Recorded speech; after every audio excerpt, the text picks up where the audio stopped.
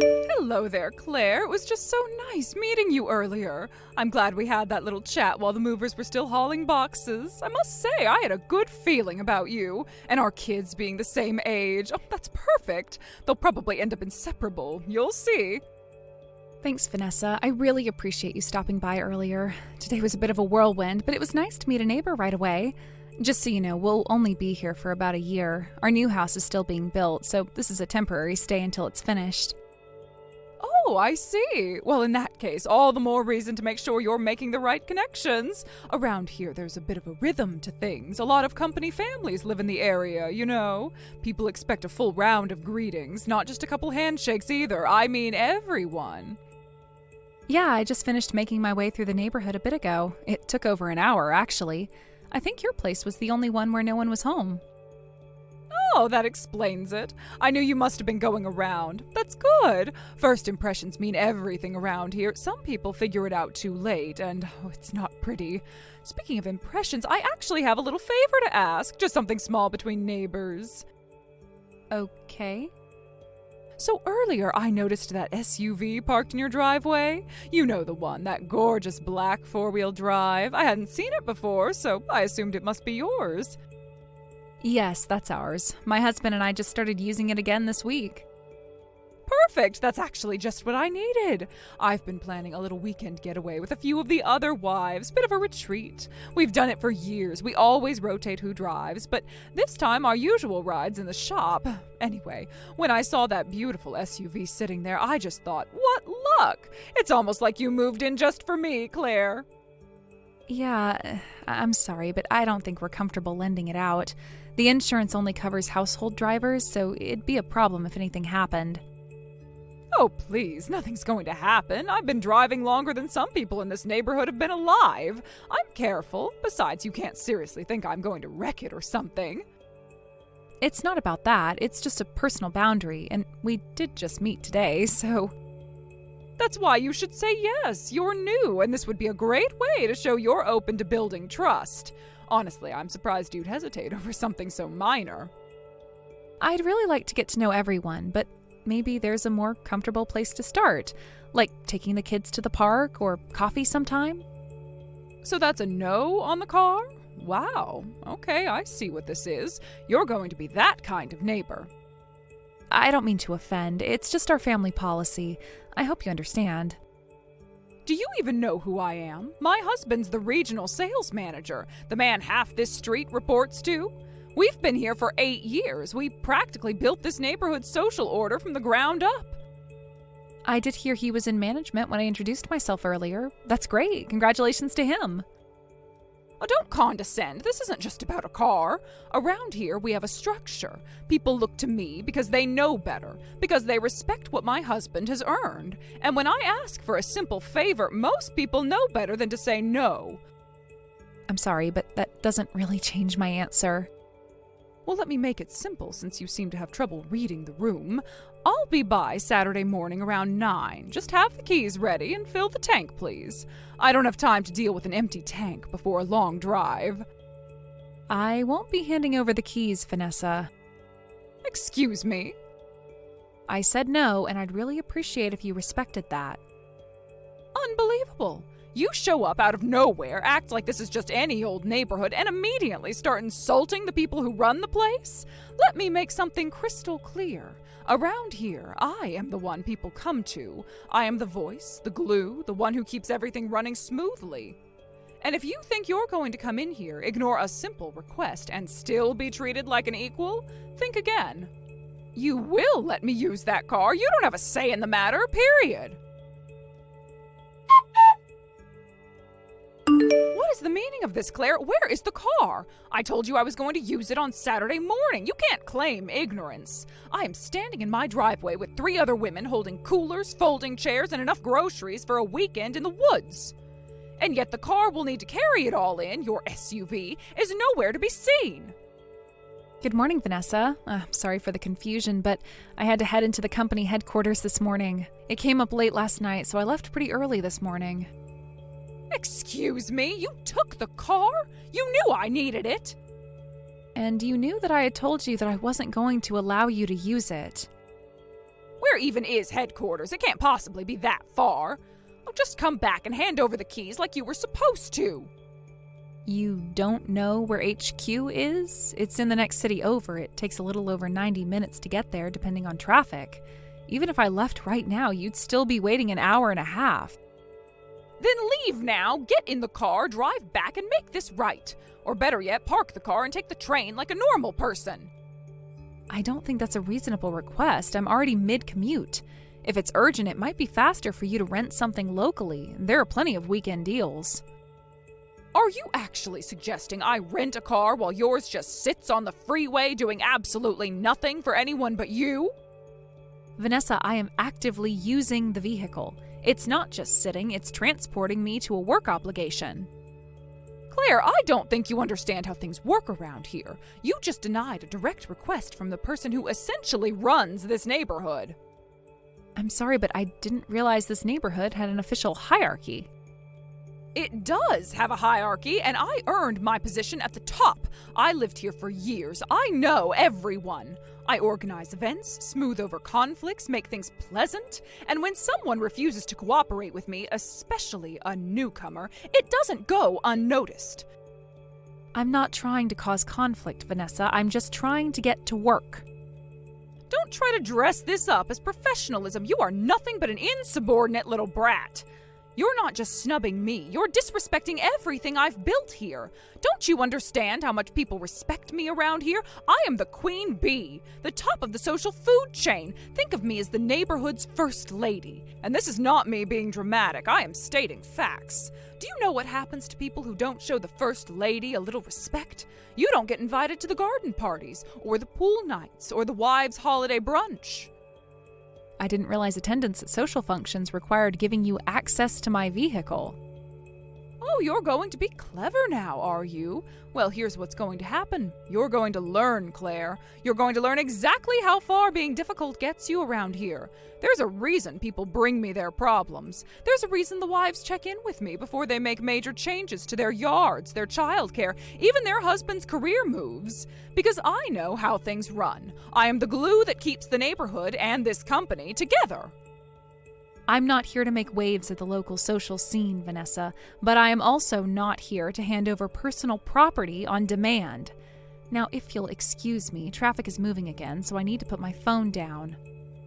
You're only living in the neighborhood for a year, Claire, and the clock is ticking. If I were you, I'd spend that time trying to blend in, not stand out. And definitely not making enemies. If you want to avoid making a very powerful enemy, then here's what you need to do. We're going on another outing next weekend, and once again, we will need your car. You will have your SUV parked in my driveway by no later than 7 a.m. or else. Vanessa, what the hell is wrong with you? You just yanked the keys out of my hand and drove off with my SUV. This isn't borrowing, and there is no room for you to claim this was a misunderstanding. This is Grand Theft Auto, at the very least. And then there's your little underlings that you had with you. From the look of things, you all are used to this sort of flagrant criminality. Vanessa, answer me. I'm warning you, there will be consequences for this. Oh my God, Claire, are you still going on about the car? You really sent a blizzard of frantic texts like someone stole your baby? Oh, good grief. Calm down, okay? It's a car. I'm using it. Honestly, the way you overreact, I'm starting to worry about your mental health. We needed a ride. You wouldn't cooperate, so I took initiative like a real woman does. I mean, seriously, that SUV was just sitting there wasting its potential in your driveway. Meanwhile, I had coolers, wine, folding chairs, 3 wives in heels, and a weekend to save. Oh, I am so sorry that you had to delay your precious camping trip until you had the chance to assault me. How badly do you want to go to jail? Oh, don't be dramatic. No one's going to jail over this. I had every right to borrow your car. By the way, I might have scraped the passenger side door a teensy tiny little bit. It's really not all that bad. It's only about the size of a soccer ball. Obviously, you'll cover the cost for repairing it. Excuse me? I need to pay for the damage that you caused after stealing my car? I mean, it's your car, and it's your fault for not cooperating when I asked nicely the first time. Okay, that answers my earlier question. You really want to go to jail. Let's get something straight. You don't get to threaten me. You're new, unknown, and completely replaceable. I'm the boss's wife. I run this neighborhood. What I say goes. This is just what happens when someone at the bottom forgets who's at the top. Actually, Vanessa, you are the one who doesn't understand where she stands in the hierarchy. What's that supposed to mean? Oh, I see. Your husband's going to step in now, is that it? Please, what's he going to do? File a strongly worded complaint? Actually, no, he's not involved in any of this. My husband is a remote freelancer. He works from home. He has absolutely nothing to do with the company. Hold on a second. You moved here because of him, right? No, he moved because I was transferred. Promoted, actually. You mean you work for the company? And you were promoted? To what exactly? Head of sales. I run the department your husband works in. You're kidding. You're telling me my husband reports to you? That's right. He submits his numbers directly to my inbox every Friday, no later than 4. I conduct his evaluations. I approve his travel expenses. Well, that's not possible. You're not old enough to be the head of sales. You look like you're maybe, 32, 35 at the most. I appreciate the compliment, but I'm 49. I married late, had my son later, and prioritized my career. I'd be happy to show you my company credentials. Or, if you'd prefer, just call your husband and ask who runs his department. He'll clear it up real quick. I can't believe this. So tell me, Vanessa, by your logic, where does that put me in your precious little neighborhood ranking? Because according to you, the boss's wife runs everything. And as it turns out, I'm the boss. So, am I now your queen? Do I get to decide who's invited to brunch and who's banned from the potluck?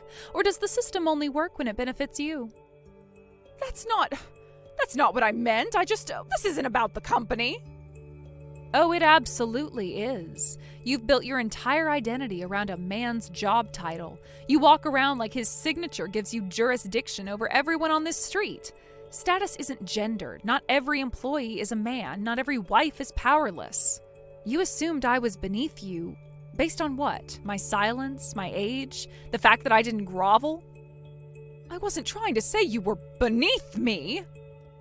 You used your husband's position to bully neighbors. You stole my car and damaged it in the process. Then you tried to shame me for speaking up. You don't run this neighborhood, you just shout the loudest and hope no one challenges you. Well, challenge accepted. We don't have to make this about challenges or anything. Shut your mouth, Vanessa. Let me tell you what's going to happen next. First things first, you will return my vehicle immediately. No more delays, no more games. It will be back in my driveway in no less than 3 hours. Second, you will pay for the damage you caused. I'll send the repair invoice directly to you, and I expect it to be handled without complaint. There will be no haggling over the price of the repair either. Whatever the mechanic says is what you pay.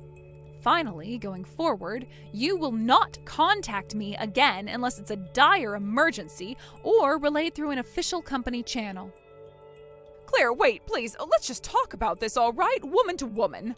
I didn't mean for it to go this far. We're neighbors. This is all just a misunderstanding. A very, very unfortunate misunderstanding. No, I'll tell you what this was. It was an abuse of power, delusion, and theft dressed up as neighborhood politics.